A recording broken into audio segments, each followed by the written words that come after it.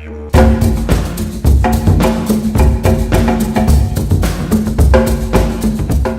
everyone, welcome to a new episode. In case you're new to this channel, or maybe you missed a few of my recent videos, I've been covering everything to do about mining. We've gone over proof of work mining, proof of stake mining, masternodes, and even mining pools. So it's about time that we take a look at cloud mining, how it works, and how to spot a reputable service provider. So let's dive right in.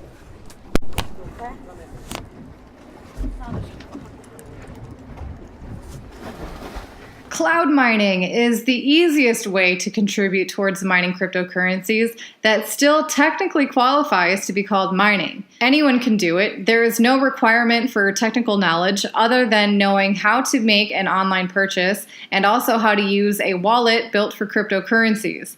Now, this is a double-edged sword and one that reminds us of the challenges of the cryptocurrency space it is facing as it strives for mass adoption. It's great that there is an easy way for people to participate and potentially see good returns on their investments. The problem is that the easier the process is, the less knowledge the user base needs to participate. This means that the user base most likely won't recognize when a service is a scam. This means most new users will lose money and probably deem the entire space as fraudulent. That being said, I'm glad that you're watching this video, and I hope that you explore this channel further in order to deepen your understanding and equip yourself with the kind of knowledge that will help keep your investments safe. Okay, so let's get into cloud mining, how it works, and how to identify your best options for service providers and contracts.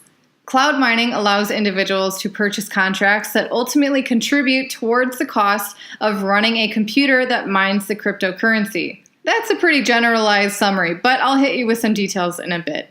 The amount that you pay is often labeled as hash power, and your payouts will reflect how much hash power you've purchased.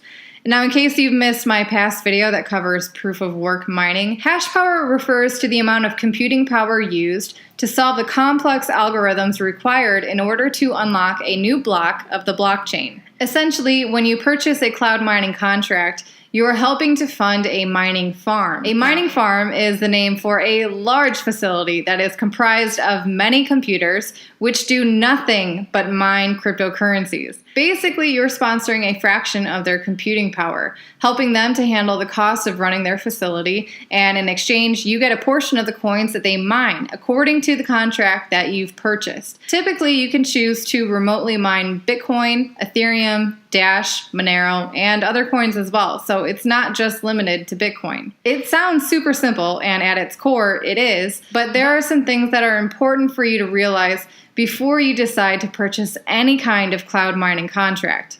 You need to be aware of the time frame of your contract, the hash difficulty of the coin to which you want to contribute hash power, and the company that you purchase the contract from. All of these aspects will determine your return on investment, or if you receive any at all. The time frame of your contract is important to consider because you can easily purchase a short-term contract which can expire before you start seeing any returns. And the hash difficulty is equally important to be aware of because this determines how effective your hash power will be against it. An increase in hash difficulty requires an increase in hash power. Price fluctuations can also affect the hash difficulty as more or less miners shift to follow the price. As the price spikes, more miners shift to that coin. This increases the difficulty level, and as the price slumps, miners disperse, which decreases the difficulty level. Lastly, and most importantly, it's vital that you do your own research on the company from which you wish to purchase a contract. In fact, many have abruptly stopped payments without any warning or explanation to their investors. So now that you know this, it's your responsibility to keep all of this in mind when choosing to invest in any cloud mining service. So the only services that I feel comfortable even mentioning their names are Genesis Mining and Hashflare Mining. I've personally used Genesis Mining and it has proved beneficial for me. I've also heard positive things about Hashflare but have not used their services myself. So if you've done your own due diligence and you are still interested in participating in cloud mining, You can help support this channel, and I would appreciate that. And you can also get a discount yourself by using my referral code for Genesis Mining. I'll include a link down below for this also. So in my next video, I will be going over how to use your awesome new Ledger hardware wallets with decentralized exchanges.